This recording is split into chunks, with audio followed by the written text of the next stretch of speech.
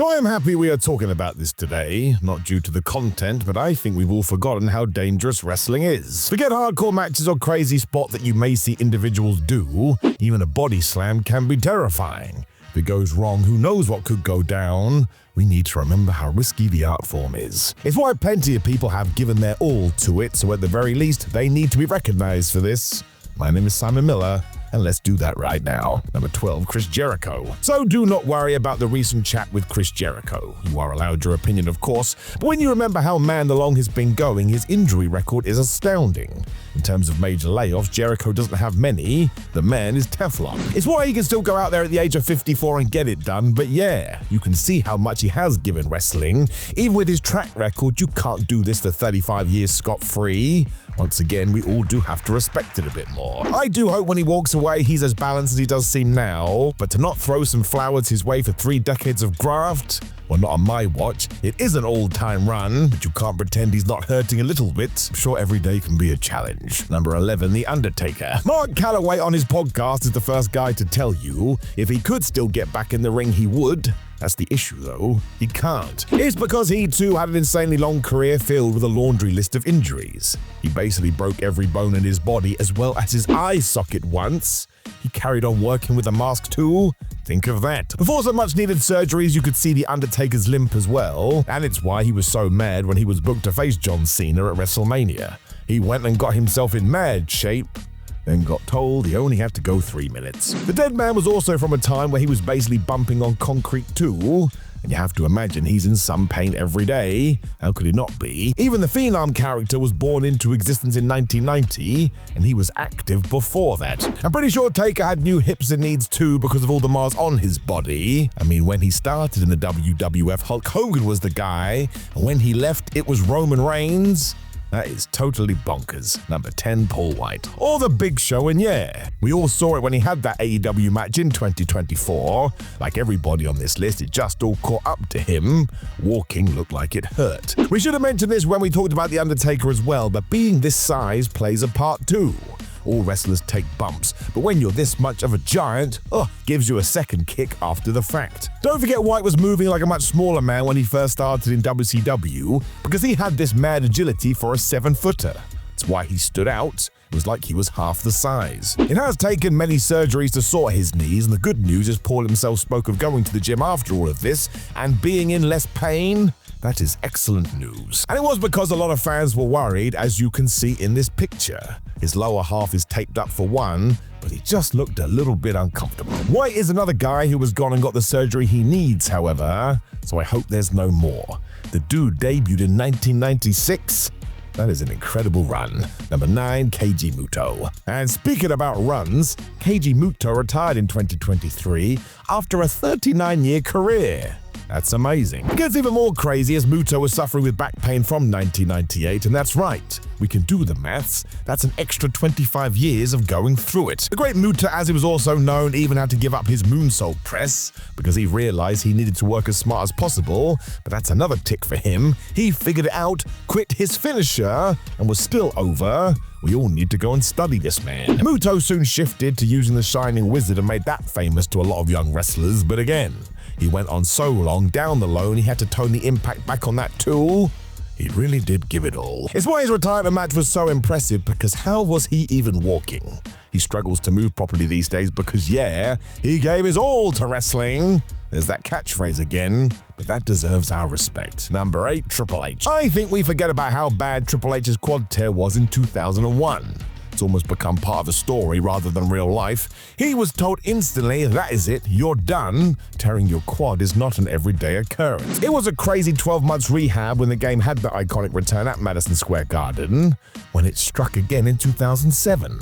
That's just unfair. Somehow sorted that one out too, but look at the injuries. RVD crushed his larynx during the first ever Elimination Chamber, and there was that pec tear at the 2018 Crown Jewel show. He finished that match too. Insane. Of course, the worst of these was the unexpected heart attack in 2021, and yeah, go and listen to any interview Triple H did about that. Terrifying, and thank goodness he got through it. That did end his in-ring career, which always upset me a little bit. I mean, health and happiness first and foremost. But if anybody deserved a last match, he made the right decision, however, and really, he continues to give it all to wrestling. These days, he's basically running WWE. Number 7, Bryan Danielson. Just go and listen to that interview he did with Fightful. Bryan Danielson said a return to the ring is 50-50 due to the quality of his life. He doesn't want neck surgery, so if that means never wrestling again, fine. He's good with that. That is all the evidence you need. A lot of this was down to how nuts he was, because do not forget, even before he signed for the so-called big leagues, Bryan was killing himself on the indies. I mean, this guy basically lost an eye and kept going. It's mad and somehow a little bit wonderful. It's why WWE forced him into retirement in 2016, because they were worried about his concussion history. You saw how much that affected the man. He was devastated to the point he fought for his dream, so they fought for him. Made an incredible comeback in 2018. Did he calm down? Nope. I mean, go and watch that Brock Lesnar match. My gosh. This then doubled in AEW, where he was given carte blanche to do what he wanted, and yeah, we got some all-time classics, but Danielson really did throw anything and everything he had into this. The dude was a machine. He is also one of the best ever, and that's due to all the above. He knew no other gear but the top one. While I would love Bryan to embark on a part-time schedule, I don't know, man. Let's not do anything silly. This was all for the love of the game as well. The American Dragon has stated on many occasions, even if it was in front of 100 people, this was going to be his fate.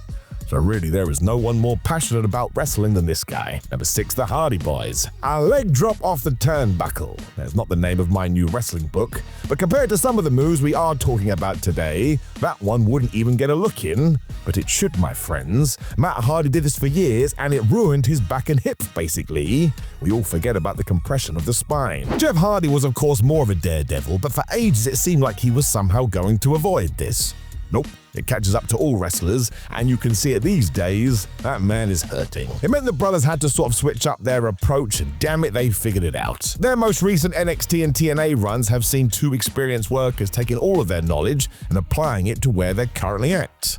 It's a really great lesson into what this madness is all about. Of course, it was the risks they both took years and years ago that led us here. I mean, those TLC matches alone. Even today you go back and yeah, they're like car wrecks. There's even a quote from Matt Hardy in 2001 when speaking to the then WWF magazine, when he says often when he does fall asleep, he's in agony. It just is the most intense form of entertainment out there. I know I keep going on about that, but yeah, do not forget. Number 5, Hulk Hogan. A difficult figure these days, but Hulk Hogan is an interesting case study when it does come to today's topic, because most people would say he didn't do much in terms of physicality. Just cupped his ear, dropped a leg, done and dusted. Of course, we've already talked about how impactful the leg drop is, and it also destroyed Hogan's back to the point he needed 8 surgeries. That's right, it's no wonder Hulk sort of shuffles around these days. Hogan has also had work done on his hips and knees, and I tell you, even if you go back to watch him in WCW around 2000, you can see it, and the man still wrestled for years afterwards. I'm sure the grueling old-school schedule didn't help with this, but there you go. Don't have to be a massive risk-taker to have wrestling kick your ass. The impact is going to be there regardless. The most recent example as of me talking is when Hulk turned up on the Raw Netflix debut to get rightfully booed, because he did not look pain-free, and I assume he never will be. Number 4, Kevin Nash. Another guy who was accused of never wanting to bump. He got smashed by wrestling too. Hopefully you can see a pattern emerging. The lower half of his body seemed to be what really ruined Nash, because even when he was still fighting, he got accusations of having chicken legs. Now, Rick Rude would have a thing to say about that because it's an upper body business, kid. But Kevin didn't have a choice. His poor quads just wouldn't work. One of the worst examples of this was in 2002 when wrestling for WWE. He was just running across the ring when, yep, his leg went, just tore. Surely this all goes back to the days when Nash played basketball, and eventually he had to go have his hips realigned, his knees replaced, and my friends, these are serious surgeries. These days he does seem to be in better spirits, so that is a plus. Kevin Nash was just another of these dudes who was so big. Even if he did try to limit the amount of falls going down, you're just dealing with such a big landmass. That makes all of it so much more problematic. Number 3, Kurt Angle. Kurt Angle does not make sense. He was so beaten up, and yet somehow delivered time and time again. He is built different. There is many a story of Kurt being backstage and barely moving before the bell rang and he came alive, and yeah, I saw that too when he wrestled for WCPW. Mostly kept to himself backstage, but when he walked out in front of those fans, He was the best. Angle was also the guy who delayed neck surgery to compete in the WrestleMania 19 main event. And let's get this right, that would never be allowed today. It was incredibly dangerous. Even before he became a top star, he'd already snapped his neck. And remember what he did? Angle went and won a gold medal. It did all lead to the pain medication addiction he's been incredibly forthright about, and today he is clean and free.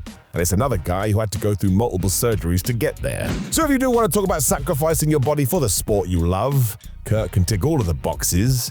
He was just a specimen of a man. Number 2, Mick Foley. I mean, who else? If nothing else, Mick Foley was the poster boy for how to take your body and use that emotion to elicit sympathy. It was one of a kind. Foley also figured out early on that his entire physique could be used, and my gosh, did he take advantage of that. The elbow off the ring apron to the floor, the iconic Hell in a Cell fall, the chair shots to the head, losing a damn ear. Mick pushed in a way nobody had ever done before. It is all documented in the Beyond the Mat movie, which you should go out of your way to watch, and it's why anyone that calls him a glorified stuntman is just being unfair. That's ignoring the sheer effort and thought Foley put into this. He most definitely knew what he was doing. Of course, you can see all of his elements when he does walk today, but I doubt he'd change any of it for nothing. He just hit insane levels. A proper trendsetter. Number 1, the Dynamite Kid. If wrestling leaves you wheelchair-bound, you have given too much. Or maybe wrestling has just taken too much. One of the two is true. The sheer build-up of injuries also saw the Dynamite Kid pass away when he was just 60 years old, and years before that he also lost the use of his legs. What was the reason for this? The real-life Mark Billington basically reinventing what a wrestler his size should do in the ring. He bumped like a madman, moved at 100 miles per hour, and the diving headbutt wowed audiences, even though it seemed like it was doing proper damage every time he did pull it out. Hard-hitting is most definitely the right term, I suppose, but he inspired a whole generation of wrestlers which can still be seen today. I mean, we've already talked about Bryan Danielson. There's the link. It is just a final reminder that we do need to be smart with this. I'm repeating myself for the 72nd time, but every and any move is a risk.